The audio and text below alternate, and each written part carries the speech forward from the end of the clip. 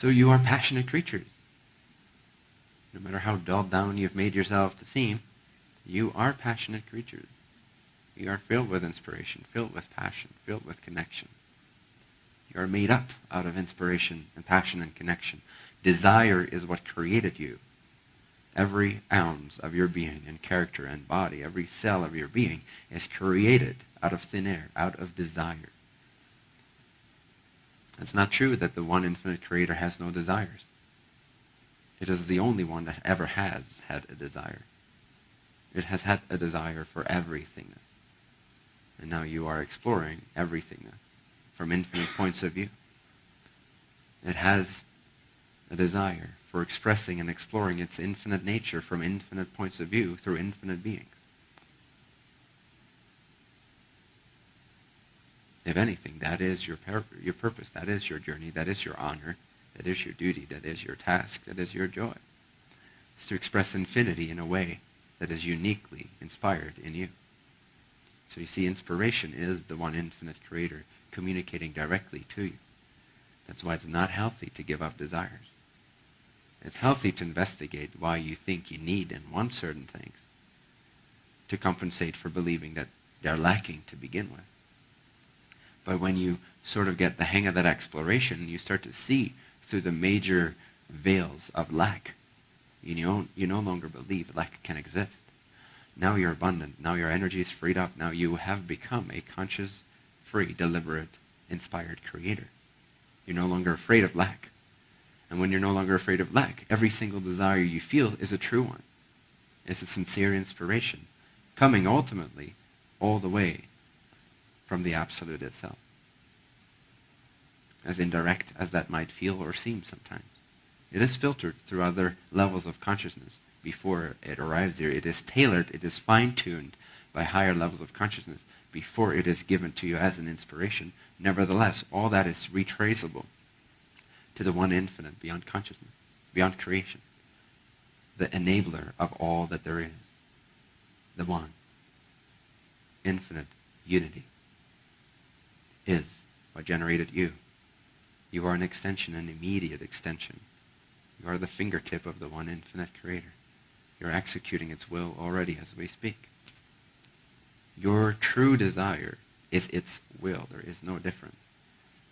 That's why selfishness and selflessness at some point become one and the same stream. Right now, for many of us, it might still be a little muddled by lack beliefs. We might have filtered our true inspirations by lack beliefs. And therefore, we might mess things up a little bit and not be as clear and transparent as we could be. But that's okay. Again, it's never too late. To clarify yourself, how do you do that? You follow your resonance. You listen to what feels good. When you get through this process, initially it feels like some churning, some investigation, but it becomes easier and snappier and more effortless and more Adam and Eve-like. Oh, it doesn't feel good. Okay, let's go over here. Oh, it feels good. And without any lingering confusion or layers on top of that, it'll just be transparent. That is when your desires will be totally clear to you. And when they're totally clear to you, those desires are directly inspired from your higher consciousness, and before that from the one infinite creator, wanting to express its infinity in a certain way. So there's no difference between what you want and what the creator wants. You don't have to give up what you desire in order to meet the creator. You have to give up your expectations. That's another thing. I completely disagree with if Buddha actually taught this, that desire is the cause of all suffering. It's simply not true. It is the cause of all reconnection. It is your only hope. Desire is your only hope to find reconnection.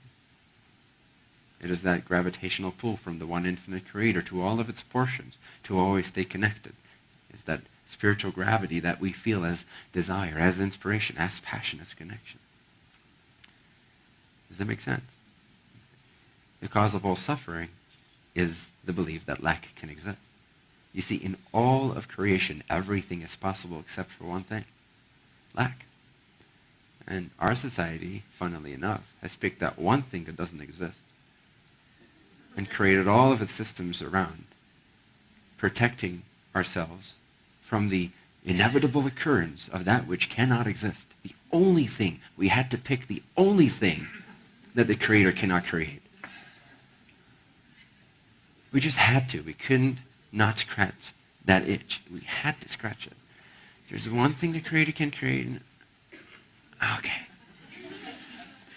Health insurance, government. Beliefs about good and right and wrong. Do this and we'll feel good. Do that and shit will hit the fan. So we have lack beliefs ingrained in our consciousness, trained into our consciousness. And again, lack has never occurred anywhere to anyone in any way, in any form, in any shape, in any dimension, on any level. Ever. It cannot exist, you see. It cannot exist. You've never lacked anything.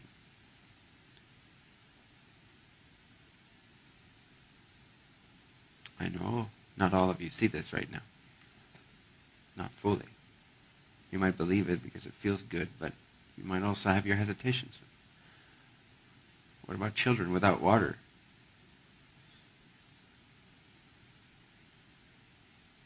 Well, discover how that's abundant. If you can, you'll start to see as the Creator sees. There's no lack there. There's deliberate free will at work, and it has nothing to do with you. Doesn't mean you cannot help create systems that make it more available to everyone, but that will be a reflection of the collective free will choosing to want to change its circumstances in that way. You will not be able to create such a system sooner than that. You might attempt to, but you will be killed. If you're so stubborn in your passion and your desire to save the planet that you're no longer listening to your resonance and you become an activist to a great extent because you believe and think that you know what's best for this planet.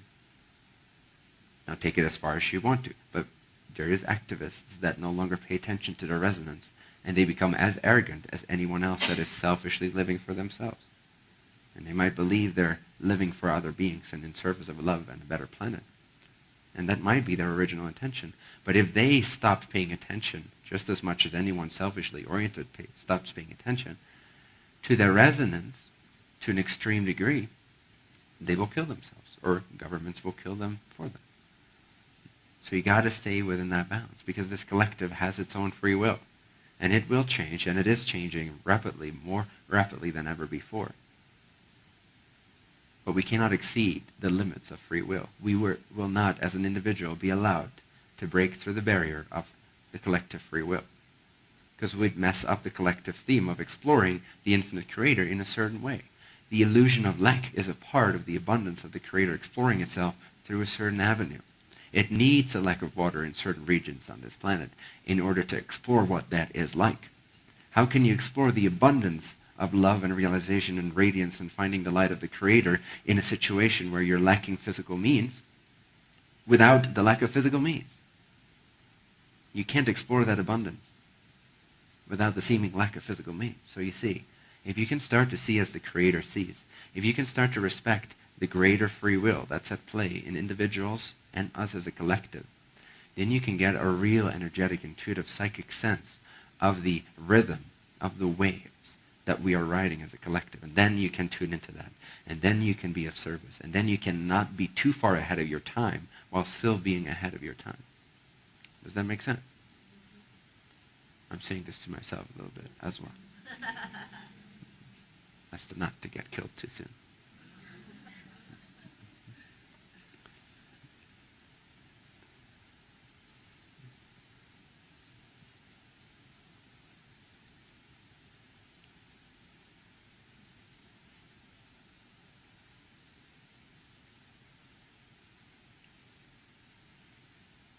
So the selfish way to live is the innocent way to live. The innocent way to live is the self-centered way to live. It's to not believe in whatever you're thinking about everyone else. It's to actually honor how you feel. That's not selfishness, ultimately. It is humility. It is honoring the only guidance system that you have immediate access to. That's where your wisdom lies.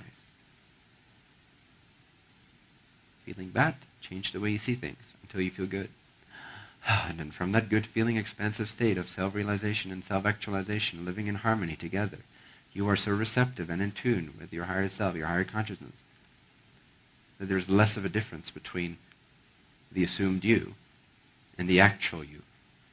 And the lesser that difference, the lesser the vibrational distance between your personally asserted or chosen self and your actual non-physical, supportive, all that is self, the better you feel, the more amazing of a servant you become, and the more amazing of things you are able to attract to yourself. Again, it works in harmony. So, be centered on self, in your resonance. Mind your own resonance. That's not selfish. That requires great humility. It requires you to let go of all the insistent thoughts you might be having.